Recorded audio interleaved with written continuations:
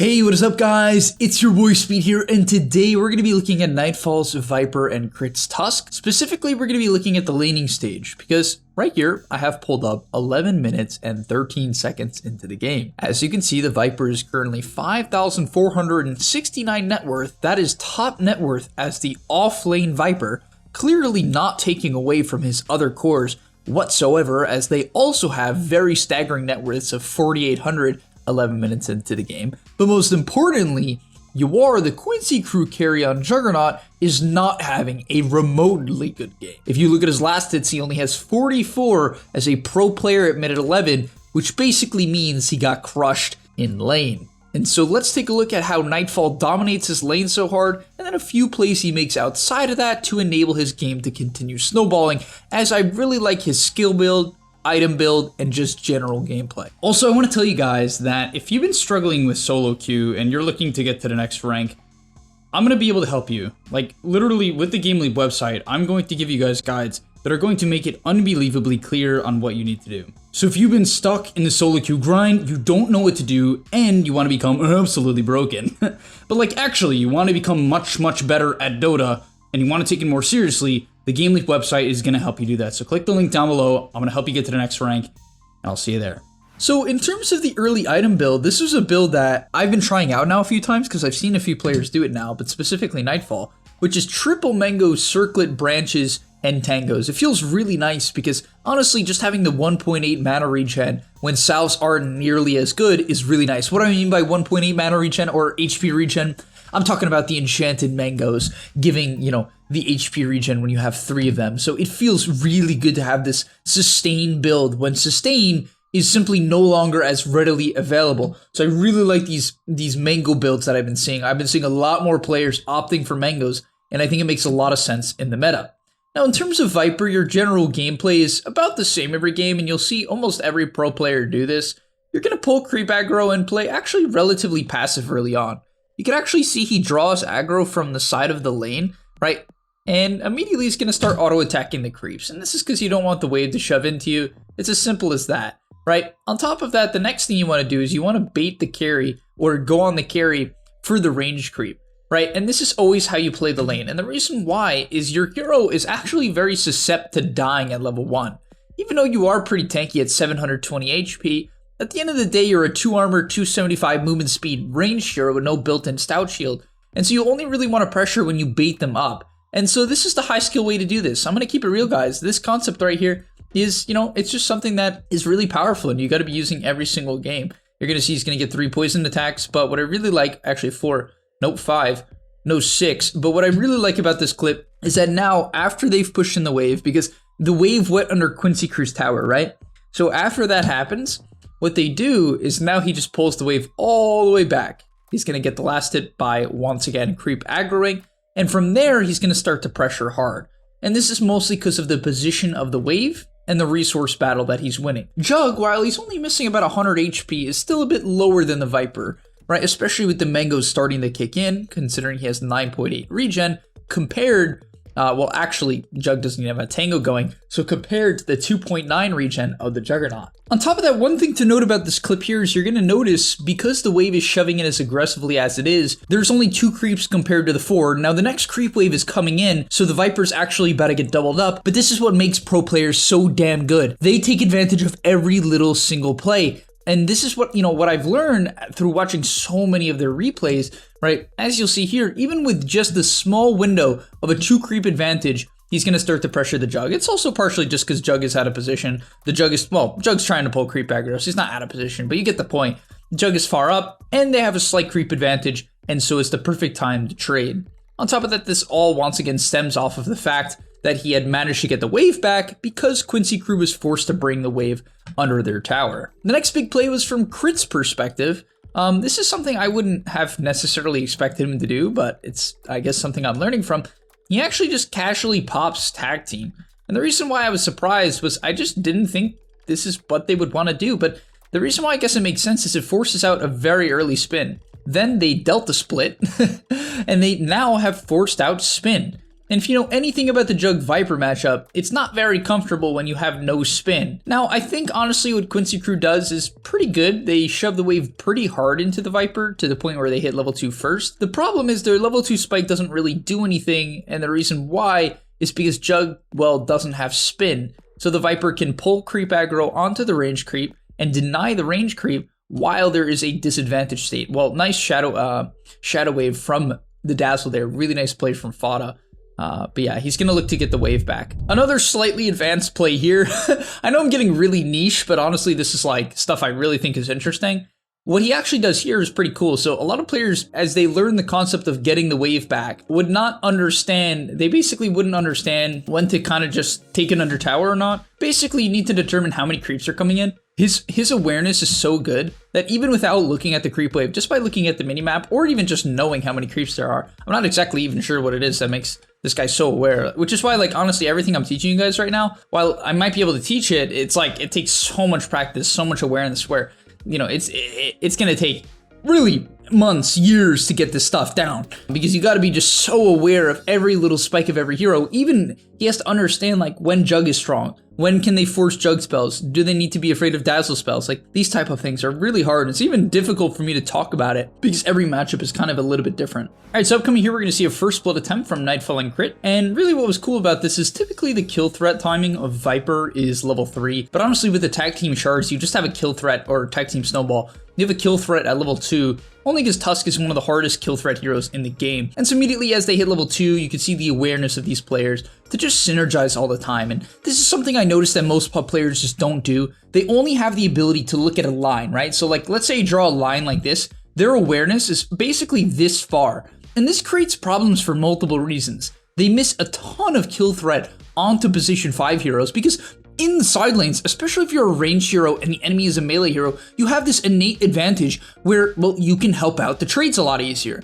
And so that's what he's doing. But most players really only tunnel vision down the lane. And you'll notice if you actually pull up your player perspective in a replay that you're barely ever looking to the side, right? Or you're barely paying attention to your position 4. And this is something you have to fix because the speed at which you make these plays is very important. But yeah, it does a great job kiting out here. Doesn't allow the Jug to instantly run at him, kites out when the Dazzle tries to man up, and they get a huge first blood onto the Dazzle. And at this point, to keep it real, the lane's pretty GG. Honestly, the most important part to this lane is everything before level 3, but now that they've gotten the lane back based on what happened earlier, essentially this lane, yeah, it's completely over. All you do is prevent them from laning at all. You're going to see he's going to literally chase him past the creep wave. And the thing about the Tusk Viper against Jug matchup is you should play like a psycho once you hit level 3, because you might be like, oh, but Jug level 3 timing. It doesn't matter, you have Snowball. So if he spins on you, you just double Snowball, you waste the duration of the spin, and then you win the trade. And so yeah, there's nothing they can do in this matchup.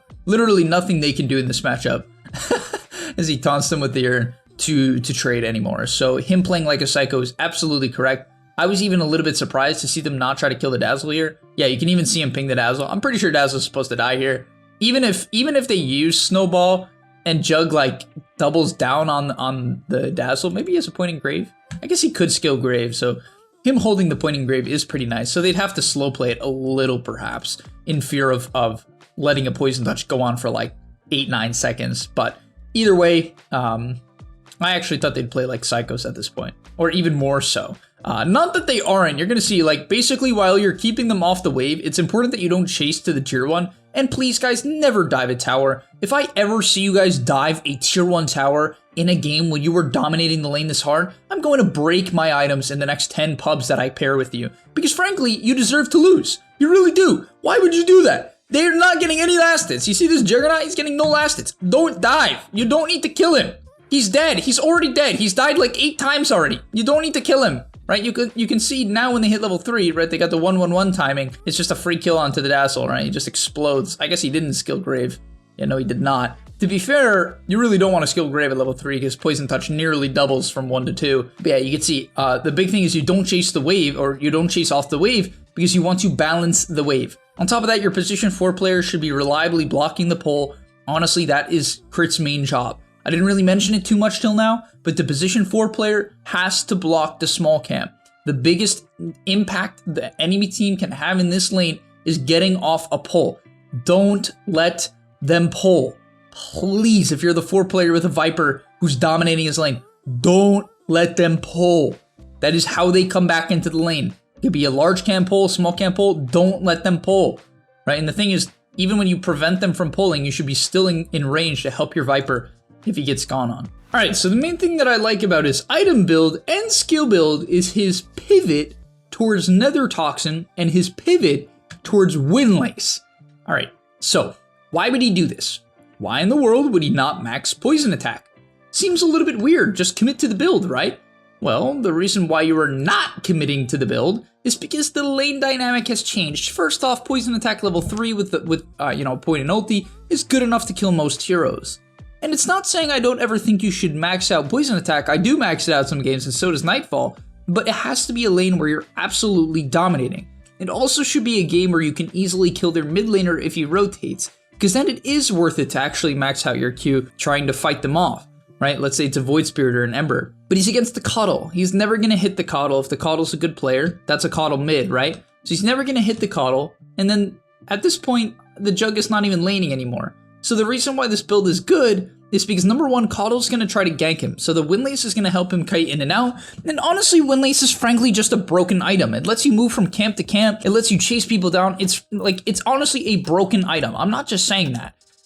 I don't know why people don't buy Windlace on almost every hero. I think almost every Dota hero should buy Windlace, unironically. And they don't. Even pros don't, and I honestly think it's largely wrong. But at this point in the game, the reason why the level 2 Nether Toxin is so good is it allows you to kill off the wave, right? Level 1 Nether Toxin is just not good enough. Level 2 is good enough. It doesn't fully kill it. You do have to hit the melee creeps a bit, so it doesn't one-shot it, so you have to balance out your auto attacks from melee creep to melee creep. But he pops his urn charge, which by the way, he bought an urn, clearly doubling down on the early landing stage, just wants to dominate the early game, which I think is reasonable. He's never going to upgrade this urn. It's simply just a sustain item, so that's kind of why I like it.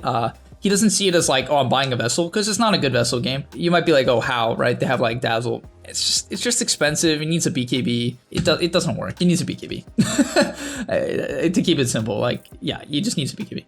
And so he's going to end up getting the tower. But you can see he even puts a 3rd point in Nether Toxin. And this might seem psychotic. It's like, what? He's not tanky, blah, blah, blah. And I've done this in pubs and I've been flamed for it before. The reason why you do it is because you want to be able to push in the waves and you want to be able to farm. And that's what Viper does at this point in the game. He farms. He wins his lane and then he farms. I know it might seem insane, but you don't rotate as Viper because you're easy to counter gank. Lycan is honestly one of the hardest Viper counters in the game. If you gank mid as Viper this game, early on, and the Lycan sees it coming and he has shapeshift, you will die. Don't do it. Instead, what he can do is just constantly shove in this wave, right? He can just push it in, push it in, push it in, and then look to also, he actually does look to collapse on him in this game, funny enough.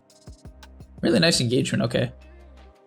So this was interesting. This isn't actually what I would have expected. So we'll end the video here and take a peek at why he does this. So after shoving in bottom, he actually makes the rotation to mid. The most common play that I've seen is they'll actually kill just all the nearby camps. That's what they'll put their attention to. They'll just literally farm. They'll farm this, and then the wave again. And then after that, they'll farm the right side camps.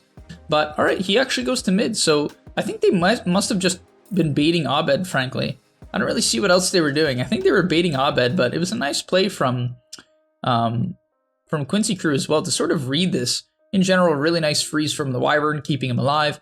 And after that, he'll probably get back to his side lane. Yeah, so he shoves out mid, and then he'll probably get back to his side lane. Actually looking to contest the Jugs camps, gets kicked out. But okay, thank you guys so much for watching. I hope you enjoyed. Hopefully you learned about how to dominate the laning stages. By the way, he did actually end up maxing out his poison attack. Finally, we're going to see him jungle and then look to push out the mid wave. EG actually playing a different game than what I would have expected. They're actually giving up the bottom side farm. So they're letting it shove all the way in until RTs he can farm it actually. Pretty cool. This is a new concept to me. I've never seen this. Or, well, I have seen it. Actually, a few times I've seen it, but not something I would have expected here. But all right, thank you guys so much for watching. I'll see you in the next one, and I'm out. Peace. And that's all. But remember, before you leave, come on, before you tune out, subscribe to the gameleap website where we are going to help you get to the next rank. If you're stuck, click the link down below, and I'm out. Peace.